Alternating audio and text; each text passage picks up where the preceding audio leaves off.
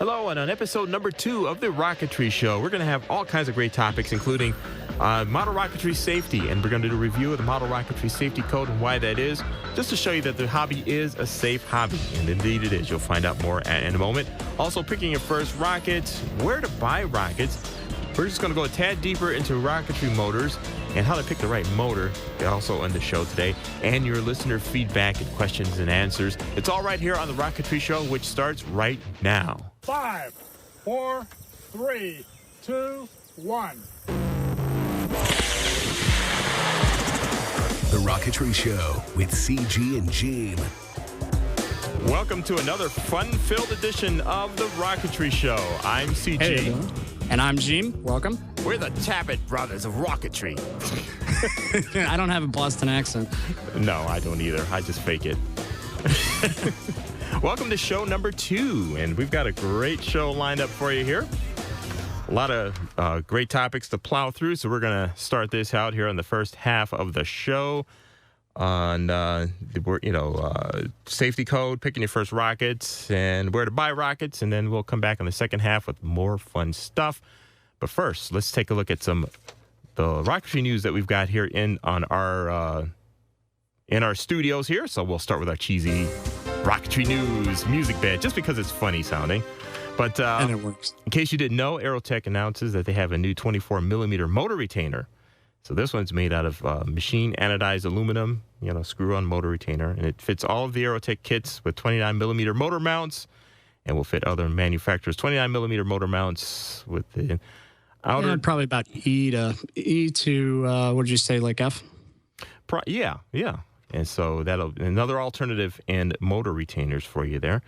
Let's see, you've got the Aeropack retainers, which have been around for a while. SD's came out with a plastic-based one a couple of years ago, right? Yeah, they got 29 and 24 out now on Estes. Ooh, they've got 24 now. Cool. They do. More news. So, and you get 2 in a package. Yes. And then Aerotech, I don't know much about it other than their little press release, which actually came out at the end of September. So I'll be looking into that some more and getting more information and see if we can get something on what wait. The price on this thing, suggested retail is $14.99, so not too bad. Not too bad. A little bit of JB Weldon, you're all set. Yeah, so we'll have to look into that some more. And did you catch the lunar eclipse by any chance? I missed it, unfortunately, but I read all about it. My wife got up to see it, which is unusual because I'm usually the one doing that, trying to wake her up. But she tried to see it, but we had a tree in the way, I guess, so she didn't try that hard. But those trees. Yeah, bad for rockets, bad for eclipses. Yeah. She wanted to see it, and I kind of assumed, I guess, that it was a West Coast kind of phenomenon because all the times were Pacific time, Standard Time. That's what I noticed too. But that wasn't the case, so oh well. Just looking to see if you saw that. But anyway, there are little bits of information in the news, some rocketry related and some not. A little dated, but also on the website for the Rocketry Show is some video of I guess it's an amateur rocket. I can't really say it's professional, that went up to about 385,000 feet. Yeah, I guess that's space too, huh? Yeah, that's Kai Michelson, I think his name is. And he's the guy that he did an earlier record attempt, I guess a mile short of that on a previous launch. And, yeah, just about, yeah. Yeah, and it was funny because we were after our rocket launch on Saturday, we were all kind of sitting around at Andrew's place, just kind of talking. We were hung out for a while, and he came up, and we were wondering what he's been up to lately because you haven't heard anything. And then I stumbled across that and said, well, I guess he's still doing stuff. So going to space, why not? Yeah.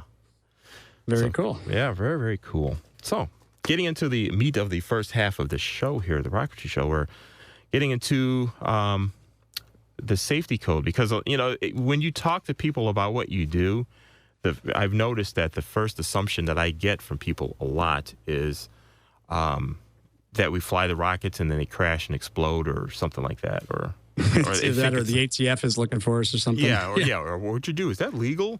So, and it is. And the hobby has regulated itself pretty strictly, actually. And because of all the safety guidelines, we don't hear of people being injured. And how many, like, what, 60 years of hobby rocketry just about, and you don't hear much. So well, there's really nothing. There's like the only times that there's been slight mishaps, and it was just minor things, was that somebody wasn't watching. Yes, or some guideline wasn't followed, which is usually the case. Right. So what I wanted to do is just kind of go through a little bit of how that came about, and we'll be doing shows that are really probably a little more propeller head on like the history of various aspects of rocketry, but this model rocketry hobby and high power rocketry, well, it was model rocketry for a lot longer than high power rocketry. So it all started way back when, where you had a lot of kids that were make their own propellants back in the late 50s to take yourself back to the 1950s with Sputnik and all this space excitement. Yeah, before Sputnik, you had people poking around with this stuff, and when people ask, do you make your own motors and stuff? And I go, I don't get into that. Oh, why not? That would be fun. Well, it could be, but you're going to blow up a lot of things before you get it right. Yeah. That could also be dangerous. And in reality, all the stuff is not, if you do all the time and effort put in, plus the cost of the materials, it's a lot safer and a lot easier to get out flying if you just use a commercial motor. Yes, a lot less danger. And that all came about because of, the kids that would figure out propellants and make things happen. There was a lot of mishaps and stuff. And G. Harry Stein was working at the White Sands missile range during that whole time period. He would get questions from people from time to time, from kids, young adults, and he would try to answer them as best he can with safety in mind. And then when October 1957 came around, when Sputnik was launched, beep, beep, beep. You had a lot of kids inspired to do this, and they were making rockets out of pipes and washers and all that. And the movie October Sky really chronicles that through the story of Homer Hickam, who was later went on to become work for NASA, training astronauts for the shuttle program. If you guys haven't seen October Sky, I highly recommend you see it. It's on Netflix, and it's available to find. So it's a really good movie. Yeah, if you really want to know what we're talking about in the safety, the movie really does show you what it was like before all these safety rules were put in.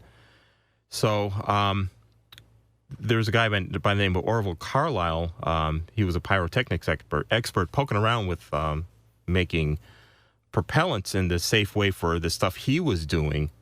And his brother was a basically model airplane enthusiast, and they got together and developed this reliable formulation for black powder motor. And they approached G. Harry Stein about this, saying this would be a much safer alternative if we can just give the kids a propellant and they can just focus on learning about the rocket science and not kill themselves making propellants. So he got involved, and they started a company which didn't really last very long. I mean, these guys were all scientists and researchers and not business people. And you see that a lot these days. You need the bean counters to kind of keep things running and let the scientists be scientists. So just as a little bit of trivia, what was the name of that first rocket? Of what in the movie? No. Of Stein's first rocket. Oh, I don't know. I don't remember.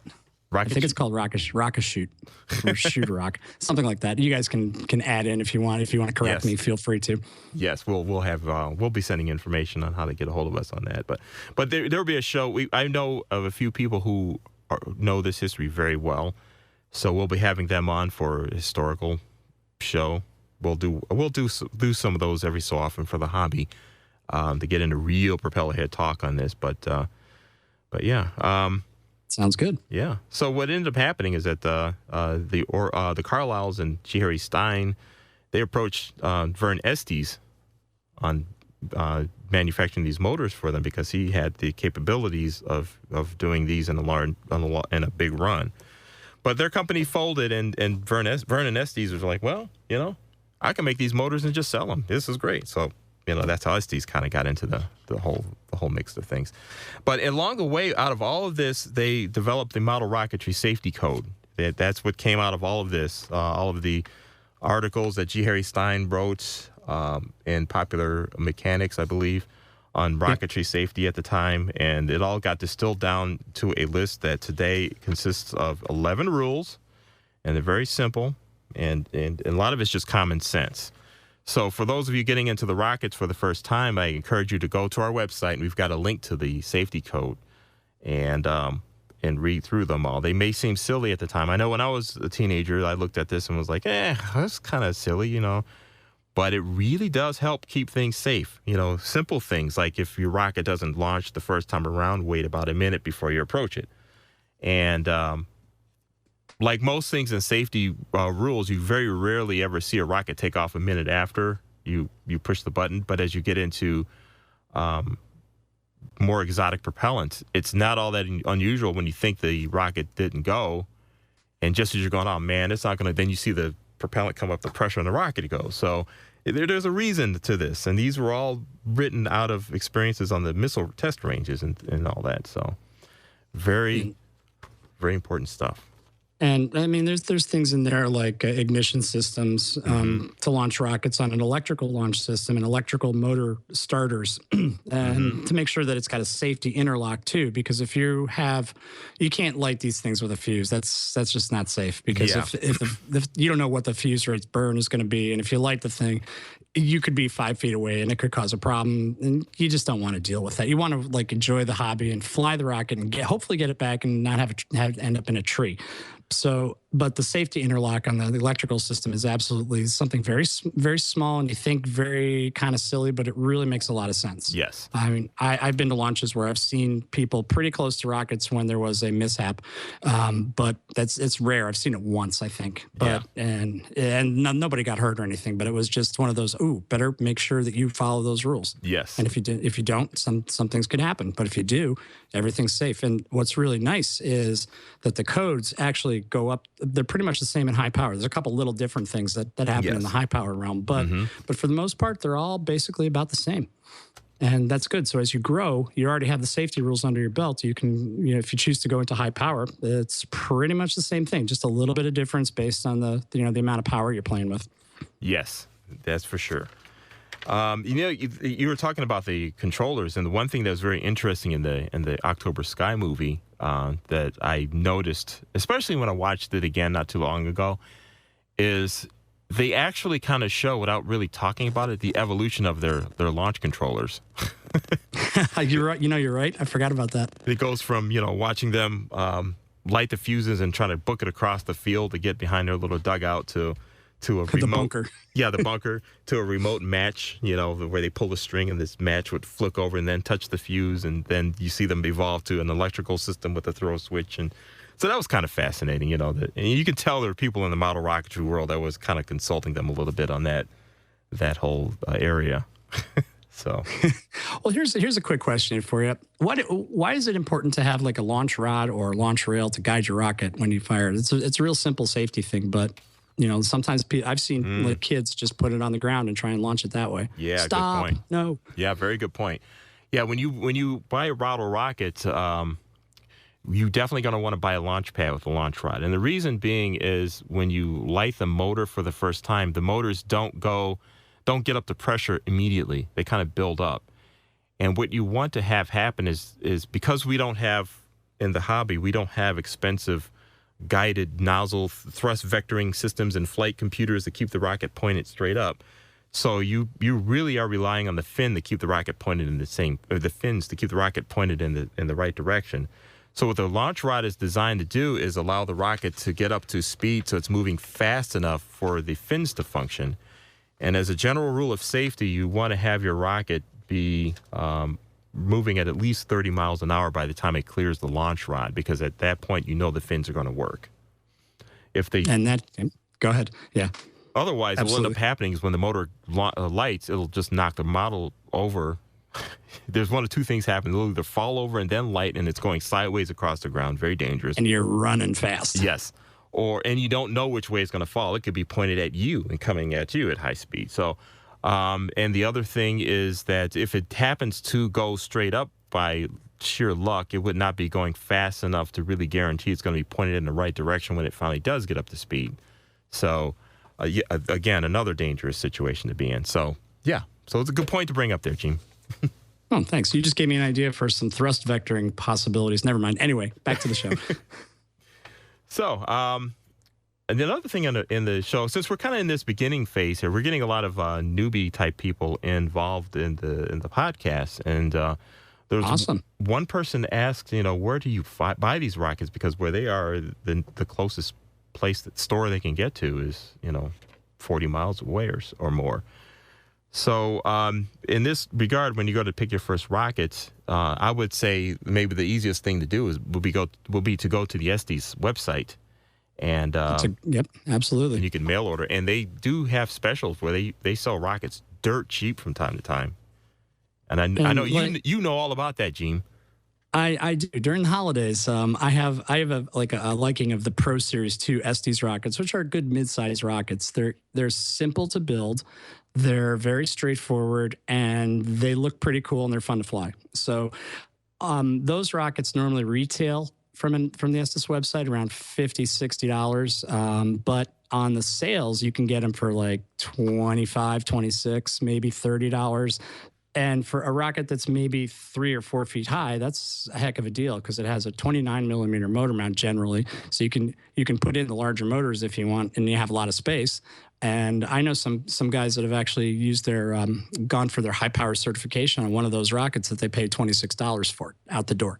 So it's a good way to get into like some of the larger stuff. But if you want to start off small, I'd recommend picking something that doesn't look too complicated, because there's the range and gamut for rockets when you're first starting out, and your first rocket should be something that you think looks pretty cool and is something that you can build. A lot of times there's guys that I've seen that have bought these crazy complicated kits when they're getting into rocketry, and they never finish it because they get frustrated. Yeah. So all you want to do is fly, right? And that's the reason why you're kind of interested in the hobby. So pick up a rocket that has 3 fins and a nose cone, or something that, maybe 4 fins if you're feeling crazy, and and build it and take your time building it. But building is kind of fun, but don't get caught up in that. You want to fly, right? So you want to build it and build it safely, and then enjoy the flight and having fun with that rocket and pushing the button and watching it fly. That's my advice anyway. That's what I would do. There are other companies, too, that are mail order as well, where you can get rockets from that are pretty cool, like Fliss Kits and what are some of the others that do? Well, the Serious Rocketry. Yes. Has Yes. kits. I was trying to think of that. And let's see, John Rockets is a nice online retailer that has a lot of stuff from different manufacturers. Then I am bemoaning the demise of Semrock. They were a rocket company that built old Estes kits from back in the day, and they are no longer available. I think they stopped about a year ago, somewhere around there. But they had some great kits. It was a nice family-run business, and the primary member of the family who ran the company died about a year before they closed up, I think. And the family tried to make a go at it and keep it going, but it just wasn't possible. And it was sad because they were great people to deal with. You order stuff and you got it right away, and they'll always write little notes saying, "Hey, thanks for your order." And they were really nice people. So yeah, I'm with you. I was sad to see them go away. Well, I still have a couple of their kits hanging out, but there's many other places you can go too. I mean, just if you have a computer, which you should if you're listening to this podcast, I would think, or something that connects to the intertubes, then you should be able to just Google for rockets, or even eBay has a bunch of stuff that you can buy. If you're an eBayer, certainly I've bought parts and things and actual kits from eBay. Actually, I bought an Interceptor E-kit from eBay for $35, and that has turned into, I'm a big Estes Interceptor fan. Now that you know that, but so I was excited about when I got that for the price on eBay. When I got back into it. Cool stuff indeed. So right now we're going to take a quick break, and in the second half of the show we're going to come back and talk about the organizations, NAR and EEE and all that, and picking a motor, getting a little bit deeper into motor stuff, and your email suggestions and things. That's all coming up right after this. Stick around. Thanks for spending your time with us here at The Rocketry Show. We would love to hear from you. Send your feedback and suggestions to ideas@TheRocketryShow.com. For question and answer topics or messages to the hosts of the show, use mailbag@TheRocketryShow.com. Thanks again for listening to The Rocketry Show. And we're back on The Rocketry Show. CG and Gheem. Gheem, hey, what's up? Hey, we also have a Twitter account, too. You can tweet things to us. It's @TheRocketry Show. So there you go. Hashtag. Yeah. Oh, yeah. I guess you can play with the hashtag. Hashtag safety. Hashtag club organization. Hashtag fun. Hashtag your face. No. Whoa. I don't know. It's just being silly. Anyhow, welcome back to the Rocketry Show. We're going to continue on with some of the. We're basically this is the first full episode, and we're kind of laying down some rough ground work for the hobby in general. Trying to squeeze into a show just a vast overview that we can use to leap off on, because there are many exciting things we want to get into. But we have to get the basics down first for people so that they can follow along with us as we progress the show. Me too. Yes. So one of the things we touched on at the last show was just a little bit. I think we talked about NAR, didn't we? Yeah, a little bit. Yeah. We just touched on them. And these organizations, there's two of them, NAR and AAA. NAR has been around forever, and they're basically were the people who established the model rocketry hobby as we know it. And for the longest time, the level of NAR pretty much began and stopped at the rockets you can buy at the store. The Estes kits and things like that, where you had motors that went from A to D, in that range. And then along the way, we've had some folks kind of split away from NAR because they wanted to get into higher power things, which at the time, this was all going on basically in the early 80s. The NAR did not want to get involved with that they were very conservative and very concerned with, safety and all that. So they weren't going to go there, but these people really wanted to do this. So they kind of split it off and created their own organization, a second one called AAA Rocketry, Rocketry Association, I think, it's something like that. Yeah. It's escaping me right now as I'm trying to move forward. I just call it AAA. Yeah, AAA. And they specialize in high power and experimental stuff. And as you get higher into level, I think at level 2 in AAA, as a level 2 rocketeer person, you can get into experimental stuff. So if you're really into like making your own propellants and all that, there is an outlet for that within the AAA the gang. And they will teach you under extreme supervision how to do this. Extreme, yeah. But, when first starting out, if you're getting back into the hobby after a while, the benefits of just joining the National Association of Rocketry are great, because they are now in the years that have passed, they've actually embraced high power. And what I like about the NAR is that you get these cool little pins for every high power certification. You get a level 1 pin, level 2 pin, level 3. So you get some swag to go along with it, and along with your bragging rights. And I think that's kind of cool. Now, what's nice too is that AAA and NAR actually work together. Well, not in a lot of ways. They coordinate. They coordinate. Yeah. They at higher power levels.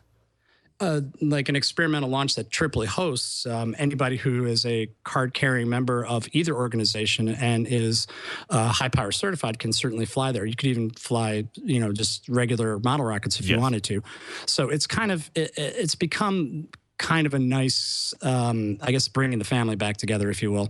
So, yeah, and this was just recently. This was ruled, I think, late last summer, where the NAR said, okay, fine, you can be at a AAA event and still have your NAR coverage, because NAR also offers insurance. So as long as you're following the rules and you're doing what you're supposed to do, if something were to happen, like a rocket go through some piece of property or something, you've got insurance to help cover that. But you have to be following the rules, because if you're doing something stupid, like I see a lot of stupid things on YouTube, and that just makes me cringe, because it's like, this is not what rocketry is about. This is not what it's about. I hope, and you get people making these shoulder launcher things and all that. And if you think you're going to get covered for that, you're not, because that's not to do those type of things you see on YouTube. It's violating all kinds of rules to do, some of these things. So you have to be following the rules to be covered. And so, when you join a club, yes. And you're a member, then the club members and the club officers of your particular club that you find, if you get one, a good one, We'll help you if you're a little sketchy on the rules, but Yes. but usually if you go to a club launch, it's pretty well run. I've seen a few club launches from different clubs around the country, and they're all pretty good. Yes. But they usually bring all their launch equipment. They are very helpful. You have to go in front and show your rocket off, so that somebody can take a look at it for a safety check if there's any problems or anything. So it's really, there's a lot of benefits to joining a club and also being a member of either AAA, NAR. And I know a lot of guys that are both. They join both clubs or I'm both one of organizations. You're one of them. I'm thinking about joining AAA myself down the road. But there's benefits. There's a lot of benefits. The insurance, the camaraderie, also just knowing that you have a resource, because both organizations have some great information on websites on how to do things, and if you're into contest flying, there's all kinds of stuff for contests on the NAR side, and AAA has like all kinds of data about what it would take to go to level 2, level 3, what's required. There's tests. When you get to level 2, you have to take a written test. There's sample tests on both organizations' websites. There's a ton of information on both websites. Some of it you may need, some of it you may not, but it's there and it's available. There's also teaching materials on the NAR website if you're thinking about, getting a scout group together to do stuff on there's a ton of information from both, and the benefits of being a member really, really far outweigh trying to go it alone. Right. And the other thing, too, is that these clubs are all formed under charters with either NAR or AAA. So the clubs themselves would have this insurance, and they're going to be running with the safety codes. So, and a good thing about that is if you don't have the money to be an NAR member yourself, being a member of a club that is a chartered member of these organizations helps to cover you. So, especially with the NAR. Absolutely. So there's a lot of benefits, and we just wanted to touch on that too to let you know why being part of a club is a good thing. And these days it's really hard to fly rocketry without it. And I saw on the Rocketry forum. Hey, hi to all the folks on the Rocketry forum. There was this discussion going on where this guy was flying rockets at the park, and the city ruled that against rocketry. You can't fly rockets in the park here after he's been doing this for a while. And they're concerned with safety, and so there's members of clubs and other folks on the forum trying to help him gather the information he needs to present to the city that these are the rules. And it sounds like it's going okay, where the city's like, oh, okay, we'll work with these guidelines, fill us in. So, but that's a good case. Usually the cities don't even want to talk to you. They just no, don't fly there and don't bother us, and because they just see it as something dangerous. And so it's getting hard to do it yourself. And if you find a field and you're an NAR card holder and you're, okay, I'm flying, great, you could just be shut down by some busy ninny that thinks you're trying to create some terrorist thing or something. But it doesn't know anything about the hobby. Exactly. I'm going to get somebody with some cardboard and balsa wood. Right. Ooh. So the clubs have, as an organization, they deal with this stuff all the time, and they have good standing with cities or somebody on a farm or whatever. And they've got all that stuff worked out for you. You just show up, and the fun part is it's not you alone in the park shooting off a rocket. You've got, tons of folks that are there to that you can learn from, talk, have a great time, go out to dinner afterwards, whatever. It's a great time. Yeah, it's always good to share launch stories too. Yes. And that's hard to do with people that don't know the hobby that well. Yes, yes, it is for sure. So, and another thing, as you buy your first rocket and you're in the club and you're a member of NAR and all that fun stuff, whatever, at some point you're going to want to veer off the script a little bit, and that happens to everyone. They're like, okay, I've been flying these motors that were recommended in here, but what if you want to go higher power, or this looks like a good motor to try? One of the things we wanted to kind of lay down for you as you get into that line of thinking is, well, how do you go about picking the right motor? Good question. Yeah, and this is something I know I talked to you and you started going and running with it. So I'm going to let you run with it because you were ready to talk on this one. We were kind of reviewing the notes. When we were talking about it, it's like when you choose your motor, the first thing to do if you're not real familiar with the hobby is look at what the package says. Like if you pick up just an Estes model rocket, it's going to have all the motors that are available for you, and they even tell you which one to try for the first flight. They have like 3 different motors there. I would probably stick to one of those first. Just follow the manufacturer's recommendation. After you get get that, you see what it does. Like, let's say it's a C65, for example, and it goes up and the parachute doesn't come out until it's almost to the ground. Well, then, you maybe made it a little heavier than what they have. So you probably want to take your delay or take the time where the charge blows the parachute out probably down a little bit. So you might want to try a C63 instead of that. But it's kind of like trial and error. Try with the first recommended one. Take notes. Take notes of everything. I have an iPhone app that I use that is great because I can log every single launch, what motor I used, and just put some notes in about it. And I love going back to that because I have, maybe 25, 30 rockets, and I like to pick, and I don't remember what I flew the last one in sometimes, except that it was awesome. But you want to pick like the right motor for the right rocket. You're running a TARDIS again. You're making these sounds. Oh. See, this is that's what happens when you get slow. So there you go. So all right, that was just my car trying to start. Sorry. Yeah. Oh, I keep doing that. But when you get to the point where you want to veer off of that a little bit, what you want to do is just, when you have the notes of every other flight that you had for this rocket, just say, I want to go higher. So then you would probably, if you were like a C motor and it's a 24 millimeter mount, you could probably try a D or an E. There's some really cool E black powder motors. And what I would recommend, there's a website out there called thrustcurve.com. Mm-hmm. If you go to that .org, website, I think. .org. I'm sorry. Yeah, you're right. It gives you like how long a motor burns. It gives you its weight. It gives you all this stuff, probably a lot more than you might need to get out of the gate. But one thing that I found is important is the burn time. And I don't care if it's an E motor or a D motor or an F motor. The longer burn time can make a big difference no matter what the thrust is. And you can compare the thrust of the last motor that you fired off and say, okay, well, that was a C11 that was doing maybe about 800 feet. So if I go to a D, maybe, there's, and you'll get more power out of it if I go to a D or an E.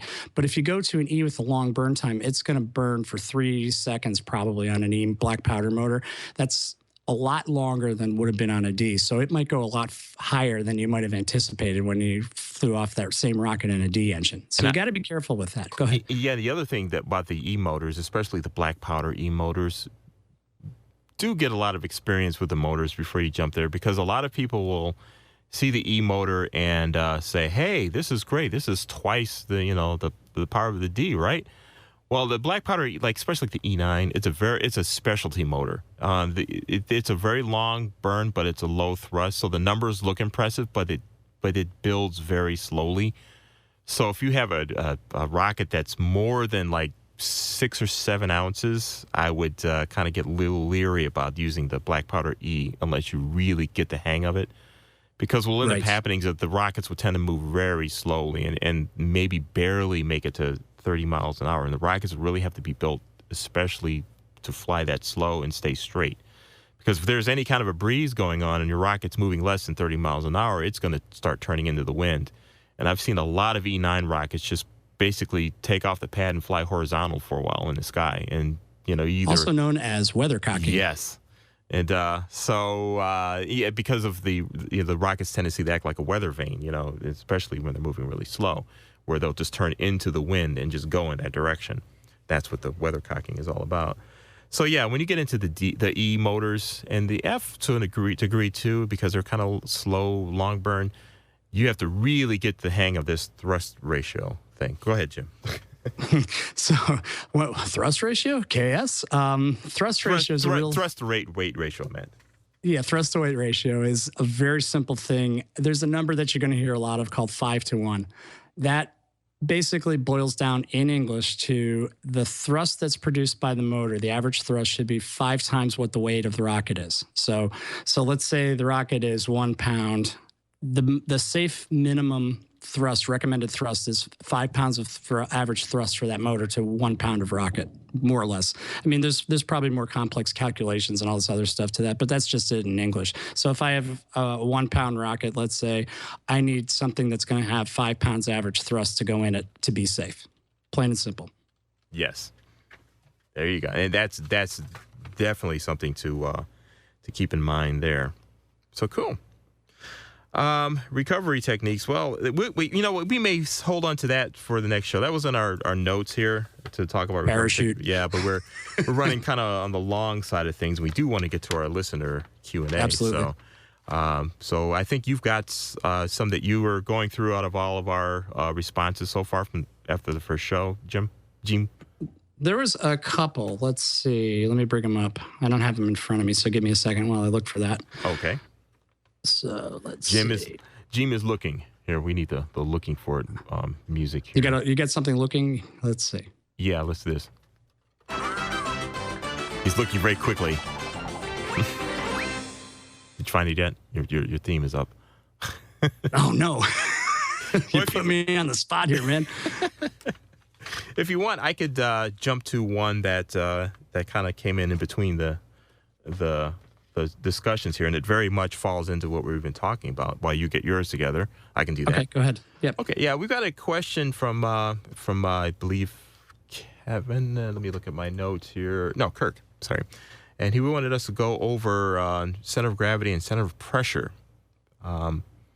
And what that's all about. And that's a good thing. I mean, I didn't even think about that. And he brought that up. And it's like, that's a good point. When you're designing a rocket or any rocket, this is true for anything that flies, really. But for rockets, it's very particular. You've got this thing called center of gravity and center of pressure. And you want to make sure those points are at the right spots on the rocket's airframe. Otherwise, you're not going to have a very pleasant flight. And this is something you definitely want to check when you build even your models, because if you use a little too much glue or too much material, or you paint it really heavy on one side or another, you can throw these ratios off, these points off in the rocket, and you can end up wondering why your rocket doesn't fly, but somebody else has the same kit and it works. So basically, center of gravity is pretty simple, and it's the point on the rocket where basically you can balance it, like taking a pencil and balancing it on your finger kind of thing. And what you want to do is you want to load the motor in that you're going to fly, have the parachutes and everything in the rocket, and then balance it. And, make a note of where the rocket balances. It's kind of hard to balance a rocket, but you could tell where the center of gravity is. Make a note of it, or what I've started doing was making a note on my rockets where that is, especially center of pressure, but you can make a note of it on paper, whatever the center of gravity is. And then you want to look at the center of pressure. Now, center of pressure is a little tricky to find because there's really no balance point, but an old-fashioned trick that's been around forever is the old cardboard cutout, where you make a cardboard cutout of the rocket, basically like you take the shadow of the rocket and make a cutout of it out of cardboard. And then you balance the piece of cardboard, and that'll roughly tell you where the center of pressure is, where that shadow, that outline silhouette is. And I put a couple of links in the show notes. So when you go to the website, click on the read more, and you'll see where we have in here 2 reports from Century Rockets that go way back, in the early days of the hobby. But it's great stuff because they're very detailed reports on that very topic of center of pressure and center of gravity and rocket stability. So, and why that is. So they'll go into greater detail on that, so you don't have to worry about trying to remember what I just told you or try to figure out what I told you. There's detailed information in our show notes there. Quick rule of thumb, though, you want to keep the two separate on the frame of the rocket. Yes, we're getting there. There's a lot of going into science and stuff on this, but just to keep it simple, the center of pressure needs to be about the body diameter. It needs to be forward of the body diameter, actually rear of the body, behind the center of gravity. Right. By at least the minimum of the diameter of the tube. So if you have a 2-inch tube, the center of pressure needs to be at least 2 inches behind the center of gravity for stability's sake. If it's any closer than that, then the rocket's not going to self-correct when the wind blows it or if something disturbs it. It'll start pinwheeling or start flying in a direction, or start to pinwheel until the motor gets light enough from burning its propellant to correct for that, and then it starts going in a straight line from that point on. Right. But it's usually not in some direction where you're never going to see it again.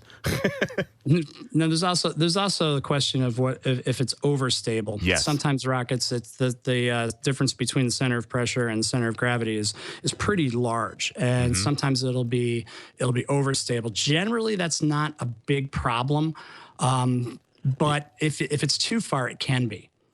Yeah, generally what will end up happening is that the farther the more separation there is between center of gravity and center of pressure, where the center of gravity moves further out from center of pressure by more than one body tube diameter, it'll tend to make the rocket weathercock a little more. It'll become more sensitive to the winds blowing around. So if you get it really dead on, you would find that the rocket will not really be affected by the winds very, very much. But if it's too far out, it could just easily just lean over and go into some direction. And that's where the challenge of the hobby. That's one of the first challenges of the hobby is you can always make a rocket fly by making it overstable. Now, if you make it so that it's stable, and this is where I'm getting into where it's a good idea, like when you find this where the center of pressure is on your rocket, mark it. You can buy stickers from Sticker Shock where they have the center of gravity and center of pressure emblems you can stick on your rocket, so you know where the center of pressure is. So out in the field, if you put a bigger motor in, what's going to end up happening is it's going to make the back end of the rocket heavier and push the center of gravity back further.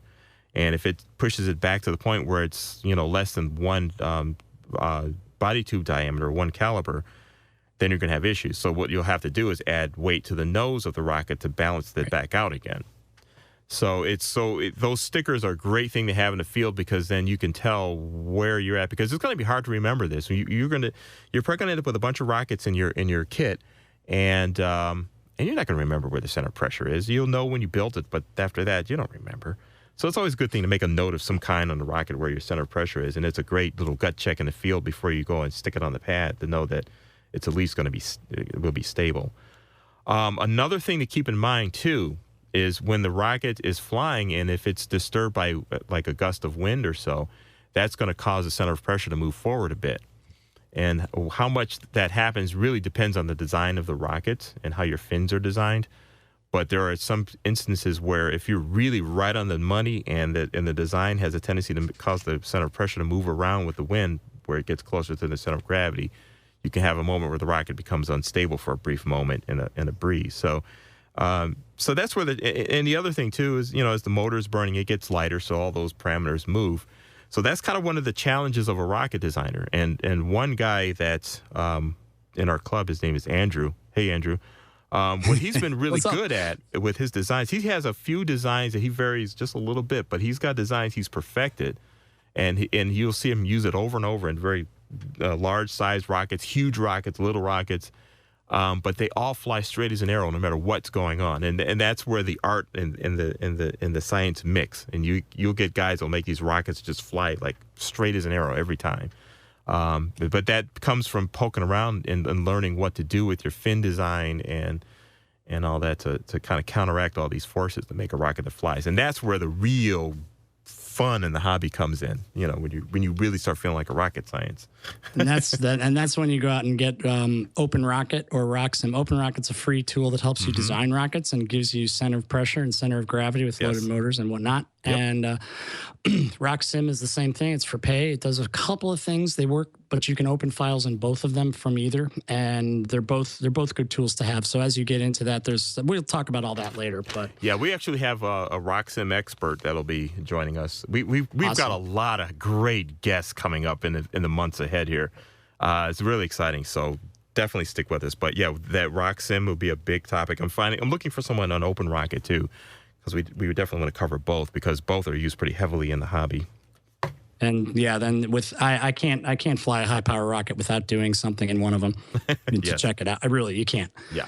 So do we have time for one more thing here? Yes. Okay. A listener comes in and says, with high power rocketry cracking 22,000 feet, do you ever worry about triggering a NORAD missile alert? I figured this would be a fun one. The answer to that is no, not really.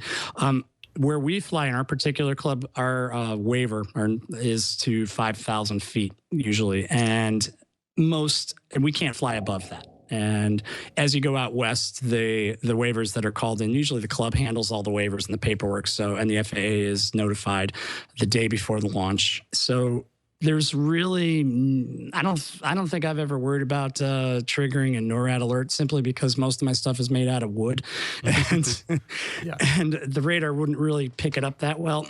I mean, out west where the guys are flying to a couple 100,000 feet, they go through a lot of paperwork to be able to get that waiver, to be able to do that, and everybody is made aware of it. So as we were talking about the safety code, the waiver is part of that.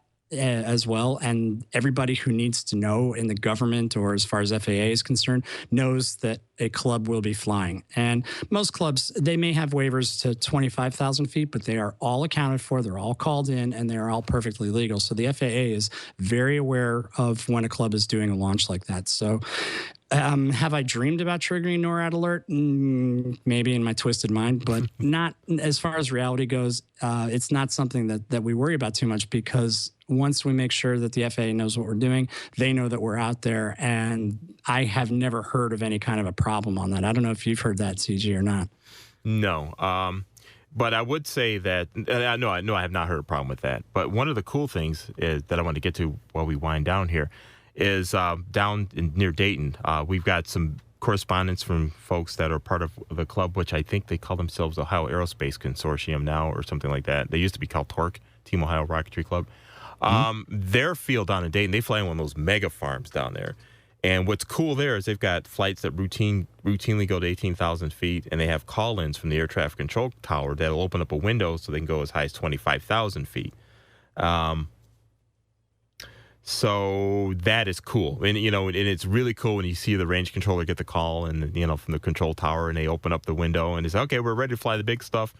And then the rockets that are waiting way out in the weeds back there because of safety, have to be further out, are able to go, and they go flying out past the clouds. And that's just cool to watch. And then when they're done, they call the control tower, we're done. And they let the airplanes, all the jets fly over back into that airspace again. So, yeah, it's all coordinated with the government agencies and all that fun stuff. Yeah, again, we got a show done. This show went a little longer than we were planning, but we have a ton of information. A lot to talk about. Yeah, so it's a great thing. Thanks for joining us here at The Rocketry Show. And we'll be back in about 2 weeks with another topic for you here. So thanks again, and keep your information coming to us. info@TheRocketryShow.com ideas@TheRocketryShow.com to send us ideas, and mailbag@TheRocketryShow.com to send messages to us that we can talk about on the show to answer your questions. So until then, we'll see you next time. See you next time. Fly fast and high.